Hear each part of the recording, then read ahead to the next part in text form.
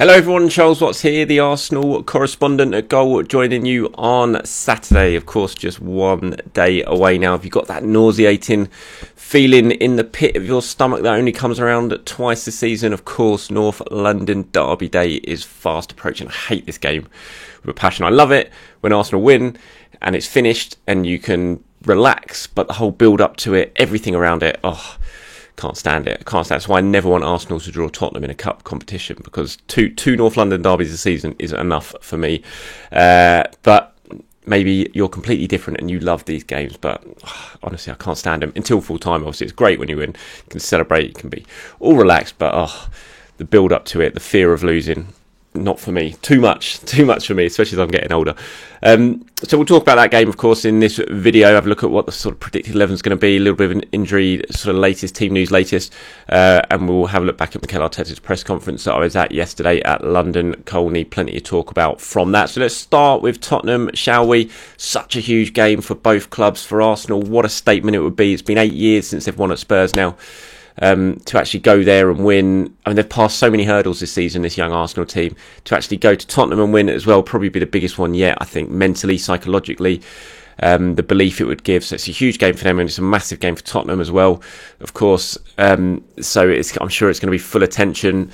Everyone's going to be nervous, and it's just going to be really intriguing to see how Arsenal approach it. I think they're going to approach it like they approach every game this season. I can't imagine there's going to be anything different. They're going to go for it from the start. We know that Tottenham have been slow starters this season as well, so I think Arsenal will go full throttle from the start like they've done with pretty much every team and try and blow Tottenham away early doors, and hopefully they can do that.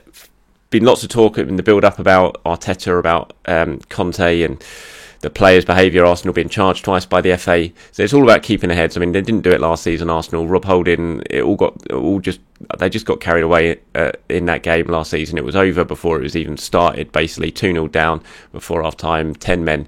It was just game over. They can't afford to let that happen again. They've got to be a bit streetwise, and Mikel has been talking about that, which I'll touch on a bit later on in this video. Team news-wise, looking pretty good. Bukayo Saka, Mikel Arteta saying yesterday at his press conference that he thinks he'll be okay.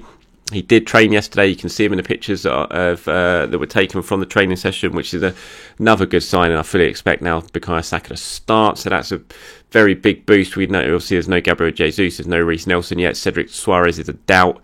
But other than that, Arsenal are in a pretty good strength, and Spurs as well. We're looking at pretty good. Kulusevski is fit. Conte confirmed that at his press conference yesterday. He spoke also about Richarlison and Bentancur and how he was going to have to watch them in training today and make a late decision on them. He was going to have to talk to them.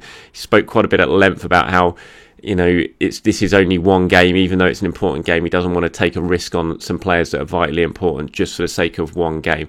Whether he's bluffing or not, we'll have to wait and see. Personally, I think Bentancur will start. I'd be surprised if he doesn't. Richarlison probably on the bench, but I'd be very surprised if Bentancur doesn't start.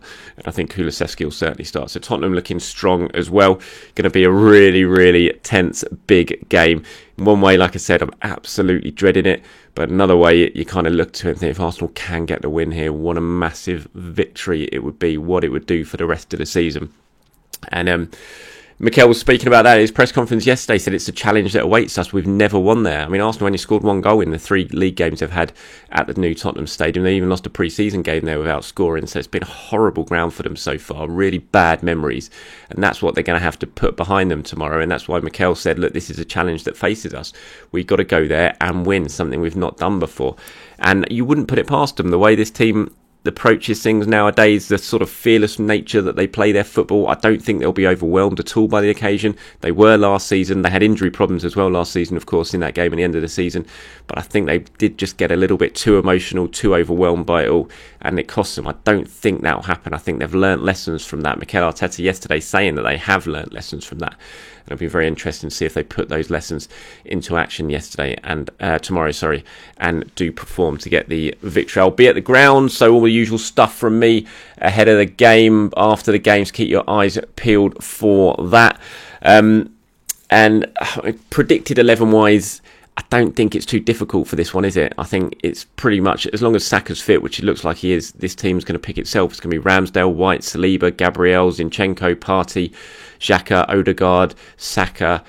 Nketiah and Martinelli. I can't see there's going to be any reason that it's not going to be all of those players I think were spotted in training yesterday as well. So it doesn't appear there's going to be any injury doubts unless someone picks something up in training right in the last few minutes of the session that we don't know about that's being kept under wraps. I think that will be the predicted 11. So one last time, Ramsdale, White, Saliba, Gabriel, Zinchenko, Partey, Odegaard, Xhaka, Saka, Nketiah and Martinelli. That's my predicted 11 for Arsenal versus Spurs. Okay, so transfer-wise, obviously the Mudryk saga rumbles on. Another day ticks by without Arsenal having signed him. Reported yesterday that the deal is now far closer than it ever has been. Everyone's pretty positive. I think if you saw Mikel Arteta's face yesterday, not his comments, but his face yesterday at the press conference when he was asked about Mudryk, that smile he gave, it was very Arsene Wenger-esque, wasn't it? When Arsene Wenger used to toy with the media almost when he was asked about transfer targets, and that he just couldn't resist a little smile. And Arteta certainly had that yesterday when he was asked about Mudryk. He was asked about Mudryk's Instagram pages, if he'd been watching, if he'd been looking at his Instagram. He made a little joke about how bad he was on his phone, Arteta. But the smile, I think, said it all. He knows that what's going on behind the scenes, and it's just a case of Arsenal trying to finally get these last little details. As I said yesterday, it's all now focused on the add-ons and sort of coming up with a structure that fits everyone, that everyone's happy with. It's moved on from just trying to sort of agree the normal fee and things like that. I think we're past that now. It's just about all focused on the add-ons and working out exactly how probable they are and if they're acceptable to Shakhtar or not. And there has been reports I've seen that Edu's now in Warsaw. I can't confirm those. I'm sorry. I know they came out of Ukraine last night that he's flown out to Warsaw to meet face-to-face with Shakhtar officials to try and get this deal over the line. I can't confirm that right now. I was speaking to one person earlier who couldn't verify it for me and actually said he didn't think it was true, but again, it wasn't confirmed. So I'm not sure. I wouldn't be willing to report on that and to say for certain if Edu has travelled. I'm not sure why he would need to be honest, because I don't see why you really have to go there to get it, to try and get this one over the line. It's all been done, in the normal sort of transfer way so far. I'm not sure Edu flying to Warsaw necessarily would be worth it, but maybe he has. We'll have to wait and see. If he has, I'm sure pictures or more reports will emerge to sort of back up those reports. But we're certainly close when it comes to Mudryk. Not done yet, but we're close. Mikel was asked about him, obviously said we cannot talk about any other players. There is some interesting things we'd like to do to improve the team because we are a bit short in certain areas with the injuries. We are trying as a club. We are determined to try and improve the team in every window, and that's what we're trying to do. I mean, they're just comments that he says week in, week out, really, when asked about transfers. And you just know by now that he's not going to talk. He's not going to name Mudryk specifically, but he doesn't really need to because it's no secret what's going on when it comes to Arsenal, Shakhtar and Mudryk. It's just a case of trying to finally get this deal over the line, and fingers crossed it can happen. Certainly not going to be in time for Tottenham, but we've got a couple of big games coming up after this North London derby. Man United next weekend, obviously. Then we've got Manchester City coming up in the cup, and it would be very, very good to have Mudryk done and dusted before those games. So we shall wait and see what happens next week. Of course, one of the big reasons Arsenal are really pushing to get Mudryk done now is because Gabriel Jesus is injured and Arsenal's attacking options are limited, shall we say. Mikel was speaking about Gabriel Jesus yesterday. First update he's really given in a while. This is what he had to say. He said, I would like to see him very quickly, but I don't think that's going to happen. We're going to have to be patient with that one. With surgery, there are always a lot of things you have to be very cautious with, especially in the first few weeks. He's going to push everybody there to be on the pitch really soon, but we have to be cautious as well. He said that he thinks he's still quite far away. So it was probably not the update I think everyone was kind of hoping for when he was asked, but when you look at Gabriel Jesus' Instagram, he's certainly, and the sort of updates he's given on it, he's got rid of the neck brace, he's got rid of the crutches, you've seen him training now in the gym very regularly, and it's quite an intense training as well. So you kind of look at that and think, we might be not too far away. But then Mikel, as probably Mikel's job is, just to temper expectations a little bit. Don't put too much pressure on him.